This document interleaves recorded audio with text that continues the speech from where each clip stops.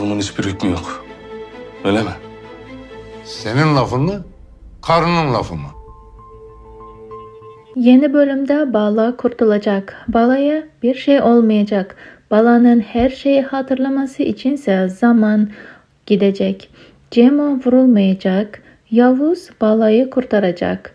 Yavuz artık iyi adam olmaya başlayacak. Azize yine Yavuz'a baba diyecek. Azize Yavuz'a gerçekten baba diyecek ve ona saygı gösterecek. Yavuz yakında ölerek dizimizden ayrılacak. 3 bölüm içinde Hazar'ın Aras olduğunu öğrenecekler.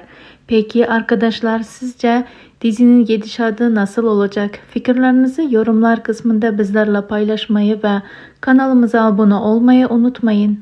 Yeni analizlerde tekrardan sizlerle görüşmek dileğiyle. Hoşça kalın. Allah'a emanet olun.